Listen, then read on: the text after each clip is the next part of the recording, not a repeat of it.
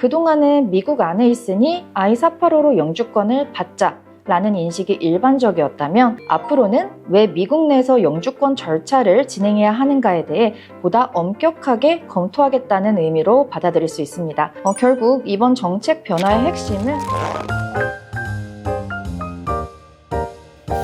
안녕하세요. 미국 취업이민 전문 토마스 앤 코 김나영 과장입니다. 최근 미국 이민국이 발표한 새로운 폴리시 메모로 인해 미국 내 I-485 신분 조정 절차와 관련하여 많은 분들이 걱정을 하고 계십니다. 이제 미국 안에서는 영주권 신청이 어려운가요?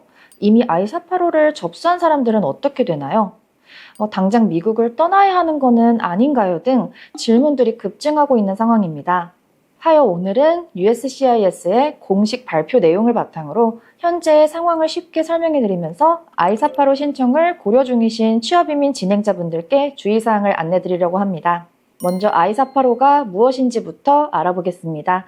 미국 취업이민이나 가족 초청이민을 진행하시는 분들은 영주권을 받기 위한 마지막 단계에서 크게 두 가지 방법 중 하나를 선택하게 됩니다. 첫 번째는 미국 내에서 영주권을 신청하는 I-485 신분조정 절차입니다. 두 번째는 본국 또는 제3국의 미국 대사관을 통해 이민비자를 발급받는 DS-260 영사 절차입니다. 그동안은 미국에 합법적으로 체류 중인 많은 신청자분들이 I-485를 통해 미국 내에서 영주권을 취득해 왔는데요. 2026년 5월 22일 USCIS는 공식 발표를 통해 미국 내 신분 조정은 특별한 상황에서만 승인되어야 한다는 입장을 밝혔습니다.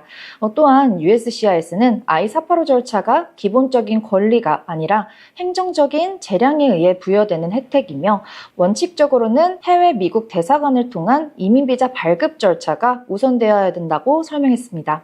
쉽게 말하면 그동안은 미국 안에 있으니 I-485로 영주권을 받자 라는 인식이 일반적이었다면 앞으로는 왜 미국 내에서 영주권 절차를 진행해야 하는가에 대해 보다 엄격하게 검토하겠다는 의미로 받아들일 수 있습니다. 이번 발표는 폴리시 메모, 즉 이민국이 앞으로 관련 케이스를 어떻게 심사할 것인지에 대한 내부 지침일 뿐이긴 하지만 앞으로 보다 엄격한 정책이 추가 발표될 수도 있습니다. 따라서 앞으로 미국 내에서 I-485를 진행하시려는 분들은 본인의 체류 목적과 이민 절차의 적정성에 대해 보다 철저한 준비가 필요할 수 있다고 볼 수 있습니다.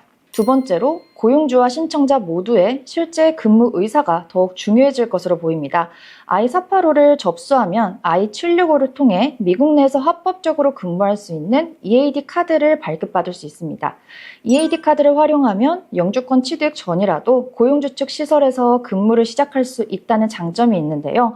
반면 일부 신청자들은 EAD 카드를 사용하는 순간 기존 비이민 신분이 사라지기 때문에 최종 영주권 승인 직전까지 근무를 미루는 경우들이 있었습니다. 그러나 앞으로는 신청자가 실제로 해당 고용주를 위해 근무할 의사가 있다는 점을 보여주는 것이 더욱 중요하기에 가능한 경우 조기에 근무를 시작하는 것이 긍정적으로 작용할 수 있습니다. 또한 고용주 역시 해당 포지션에 대한 채용 의사를 지속적으로 유지하고 있어야 합니다. 세 번째로 과거의 비자 및 이민비자 기록에 대한 검토가 더욱 세밀해질 가능성이 있습니다. 과거에는 비이민비자 거절 이력이나 추가 서류 요청 기록 등이 이민비자 심사에 직접적인 영향을 끼치지는 않은 경우가 많았습니다. 그러나 이번 정책 변화 이후에는 기존에 큰 문제가 되지 않았던 사항들도 심사관의 재량에 의해 더 면밀해질 가능성이 생겼습니다.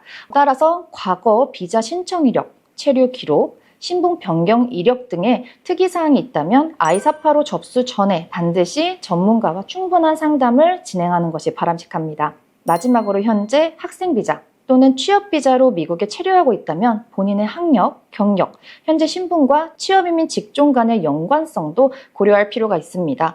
예를 들어 간호사의 경우 미국 간호대학을 졸업한 뒤 OPT 기간 동안 간호사로 근무할 수가 있으며 I-485 접수 후에도 EAD를 통해 본인의 스폰해준 병원에서 간호사로 근무하는 것이 가능합니다. 이처럼 학력, 경력, 현재 직무, 그리고 영주권 스폰서 직무가 자연스럽게 연결되는 경우에는 심사관이 신청자의 의도에 대해 부정적으로 해석할 가능성이 굉장히 낮아집니다. 반면 스템 분야를 전공한 신청자가 영주권 취득만을 목적으로 본인의 전공과 경력과 관련성이 낮은 비숙련 직종을 선택하는 경우에는 상황이 달라질 수도 있습니다.